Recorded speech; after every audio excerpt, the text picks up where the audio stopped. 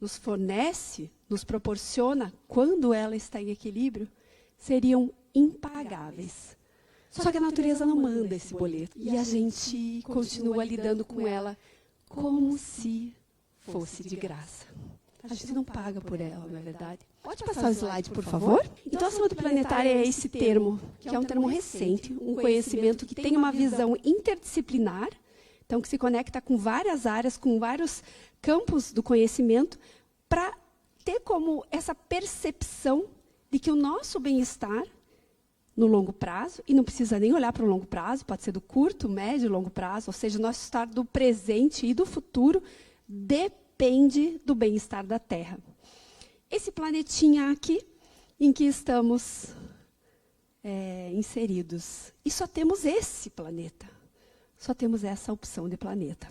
Pode passar o slide, por gentileza? Eu não sei se vocês já viram essa figura. Os quadradinhos coloridos, eu tenho certeza que vocês já viram. Os famosos Objetivos de Desenvolvimento Sustentável. Os 17 Objetivos de Desenvolvimento Sustentável, que são o norte da humanidade entre 2015 e 2030. Promovidos pela Organização das Nações Unidas e várias outras organizações e as suas inter-relações. Os Objetivos de Desenvolvimento Sustentável também se chamam Agenda 2030.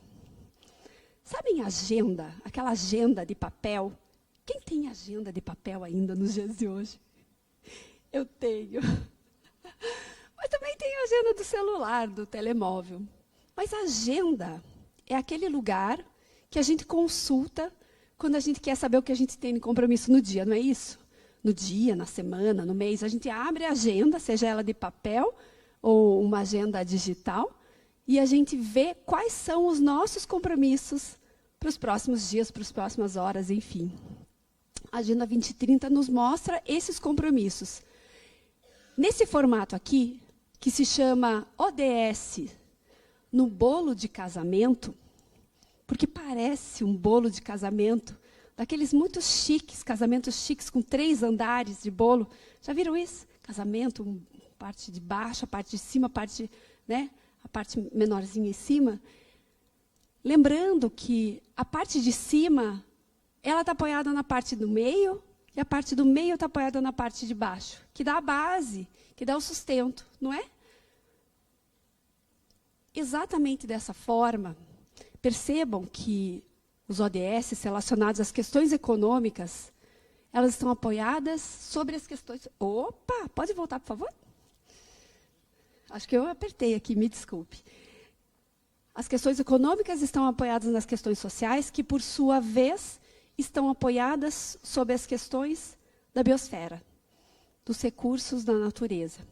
Ou seja, sem essa base, muito bem construída, muito bem fundamentada, não há como nós, pessoas, termos um bom desenvolvimento. Talvez era mais difícil pensar nisso antes, por exemplo, da pandemia da Covid. A gente percebeu que a gente podia ter a maior quantidade possível de dinheiro do mundo no banco. Nada importava, se a gente não tivesse saúde. Não é verdade? Assim como as próprias manifestações das alterações climáticas que vivemos acontecer, que vimos acontecer em várias regiões do mundo, assim como nós vimos, por exemplo, no Quênia, assim como nós vimos no Afeganistão, recentemente na Itália, na Alemanha, no Brasil, no meu país, num estado pertinho de nós, onde as pessoas perderam tudo o que tinham.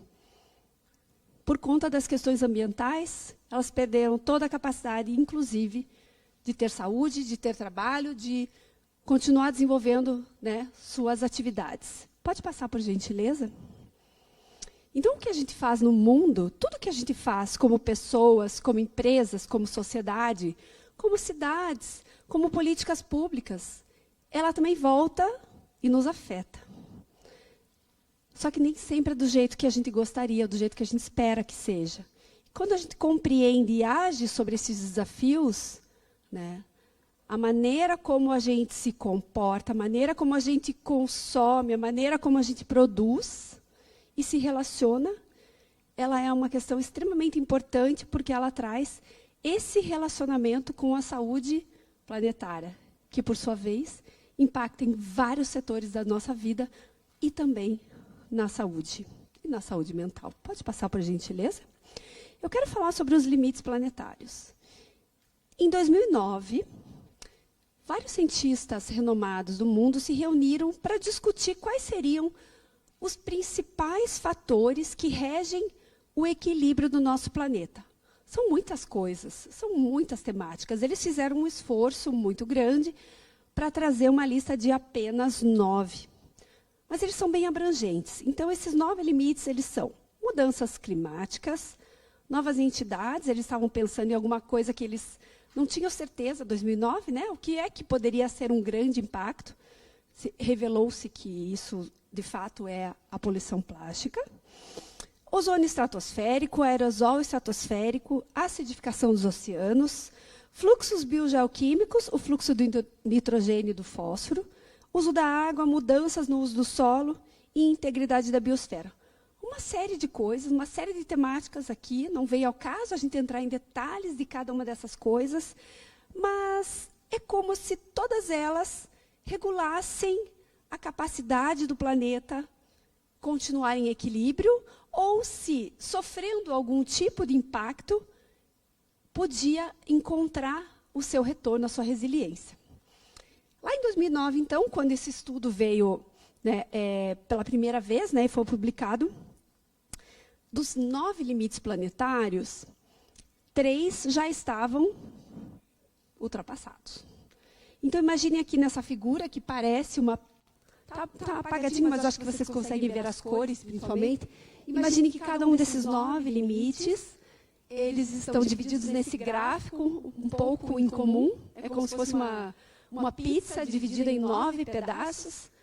E os temas que estão compreendidos dentro do círculo verde estão ainda dentro de uma região segura, digamos assim, e as que estão já em laranja ultrapassaram o limite.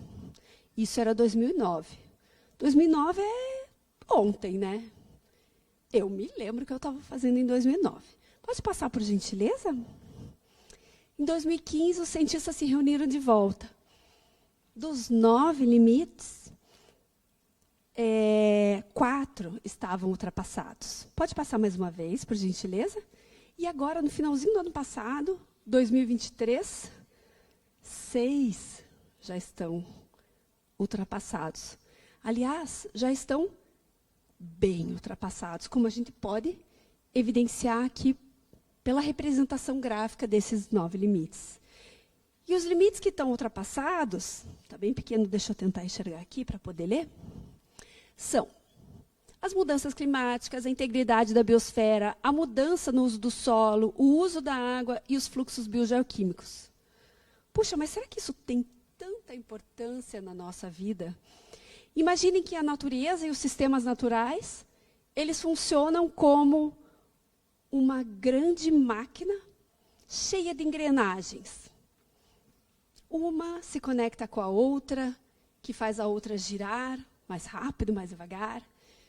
E como uma grande máquina cheia de engrenagens, se uma engrenagem parar, as outras também param, ou são prejudicadas. Pode passar, por gentileza? Desse estudo, a conclusão desses cientistas é essa bem importante. Ultrapassar fronteiras aumenta o risco de gerar alterações ambientais abruptas, rápidas alterações, ou irreversíveis em grande escala. As mudanças drásticas não acontecerão necessariamente de um dia para o outro. Claro que não. Mas elas vão acontecer em conjunto. Quando esses limites forem ultrapassados em conjunto, eles marcam uma condição de um risco aumentado, tanto para nós como pessoas, como para os sistemas naturais. Ou melhor, para os sistemas naturais e para nós, que dependemos dele, íntegro como pessoas. Pode passar, por favor?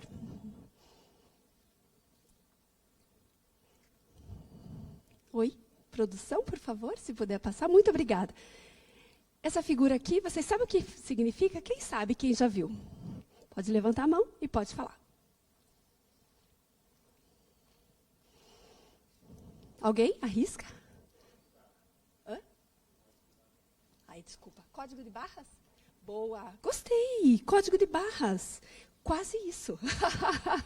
É o código de barras da variação do aumento da temperatura média do nosso planeta.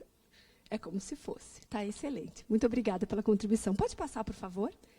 Ele mostra, então, a alteração das mudanças, as mudanças da temperatura global entre os anos de 1850 e 2023. Mas espera aí, isso aí não tem números, a gente não está conseguindo entender. Pode passar mais um, por favor? Acho que agora a gente consegue compreender um pouquinho melhor. As cores, elas também estão falando por si. Do mais azul são as menores variações de temperatura, e os mais vermelhos, claro, as temperaturas mais quentes.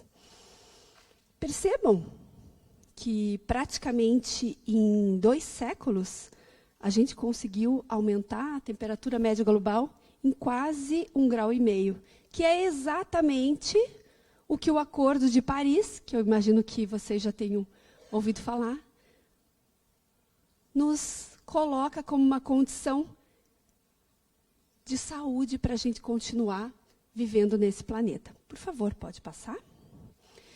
Eu aproveito para trazer também uma informação bem interessante quando a gente fala de pegada ecológica, biocapacidade e população mundial. Uma relação que eu quero fazer aqui, uma discussão de 3 temas que são importantes. Pegada ecológica, vou definir e explicar o que significa.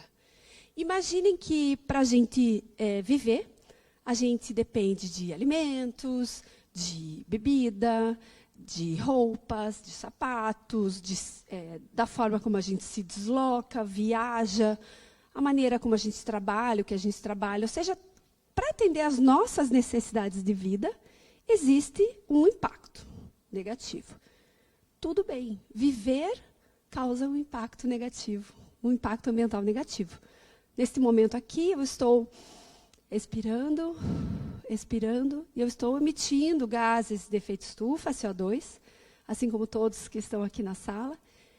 Mas, quando a gente entende os nossos impactos, a gente pode perceber para que caminho a gente pode seguir. Ou seja, como é que eu posso minimizar, diminuir os meus impactos, ou como eu posso tornar os meus impactos positivos. A pegada ecológica, então, ela fala sobre a quantidade de impactos que a minha vida, o meu modelo de vida causa. Então, se a gente olhar essa curva, vamos olhar a reta, a linha reta, que é o azul mais claro. É a reta do crescimento da população, até 8 bilhões e pouquinho, que é a população mundial do momento. Se a gente olhar a linha verde, que é a linha que é um pouco irregular, né? Mas ela tem uma subida também relativamente proporcional ao crescimento populacional. Ela fala sobre a pegada ecológica. Então, quer dizer que com o aumento da população, essa pegada ecológica aumentou também. No entanto, essa linha, que tem um crescimento bem sutil, é a linha da biocapacidade, ou seja, a linha que indica a capacidade do planeta em nos atender. Opa, tem um gap aí. Está faltando.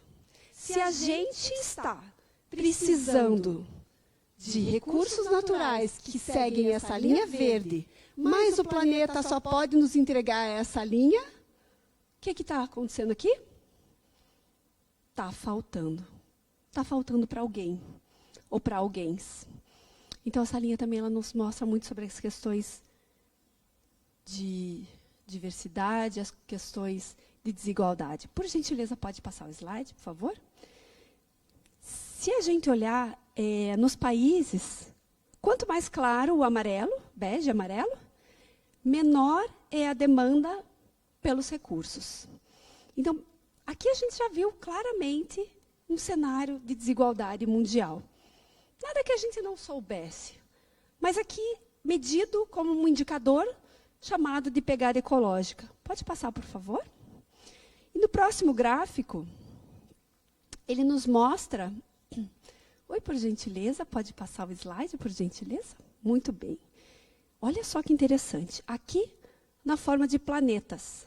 Quantos planetas, ou seja, a minha demanda, quantos planetas eu preciso para atender a minha necessidade entre aspas, né? Porque às vezes nem tudo que a gente tem é o que a gente realmente precisa. E essa variação nos países, perdão.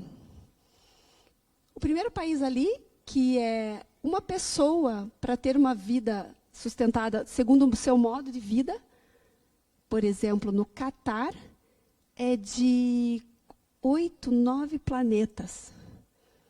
Só tem um, né, gente? Está faltando para alguém. Se alguém nesses países aqui está usando toda essa quantidade de planetas, quer dizer que está faltando para essas pessoas aqui, que estão usando muito menos do que um planeta. Mas, uma média geral, o mundo, em média, usa 1,7 planetas. Só que a gente não tem 1,7. Então, a todo ano, a gente está renovando essa conta negativa, que não fecha.